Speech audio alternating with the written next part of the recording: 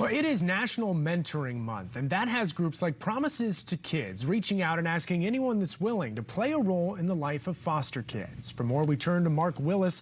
Mark, thanks so much for joining us on a Saturday. We sure appreciate it.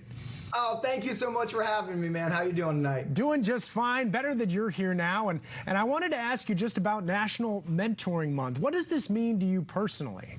What it means to me personally is I was a former foster youth myself, and Promises2Kids helps foster youth throughout San Diego County. And so for me being able to give back to the foster youth of San Diego and be part of the mission that Promises2Kids has, it's absolutely amazing. I mean, Promises does so much for the foster community here in San Diego, and I'm so honored to be a small part of that. There's so many amazing people making this come to happen every single day. Absolutely. I mean, how can a mentor play a role in a kid's life? Just to have someone who they can talk to, I guess.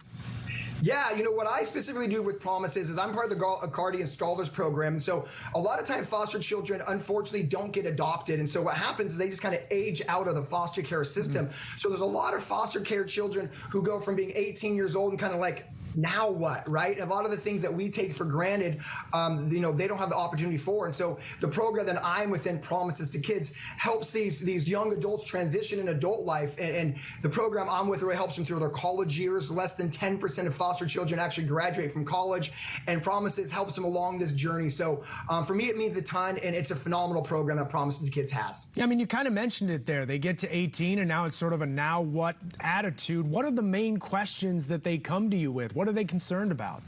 Yeah, it's so funny. It's a lot of things that we take for granted. You know, we literally teach them how to balance their checkbook. We literally help them like how to interview if they go do a job interview. We teach them how to network and how to, you know, have an elevator pitch and how to have confidence and believe in themselves.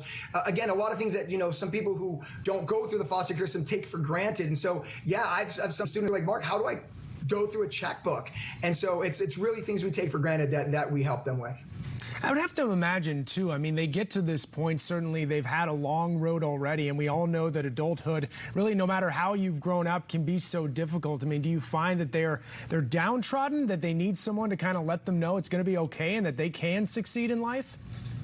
You know, it's a yes and no. You know, foster children are really resilient. Like I said, I'm a foster child, and so we're really resilient. But to your point, you know, we go through things in life, but I find a lot of foster children are more resilient than you may understand. But it's a lot of just the basic adult skills that we have because of our parents that bouncing from foster home to foster home that they don't get. And it's really a moment for them to learn how to transition into adulthood. And it's really, I'm blessed to have an opportunity to help some foster children in San Diego County make this transition. But Promises does it for as young and to the transitioning out. That's what makes Promises so amazing. It's just not the transition that I'm responsible or I participate in, but it's the whole age group that really makes this program phenomenal. Well, and I'm sure, like you said, there's so many different working pieces to something like Promises2Kids. How can the community get involved? How can they help out with the cause?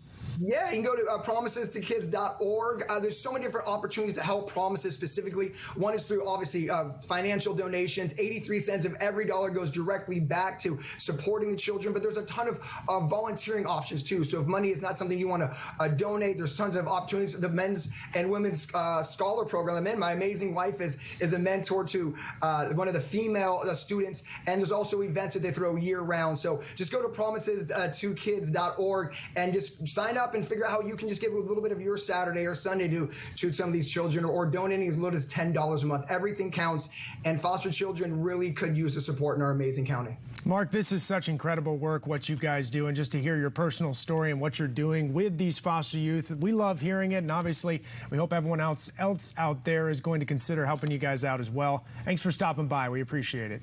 Thank you so much for having me. Have a good night. Thanks, Mark.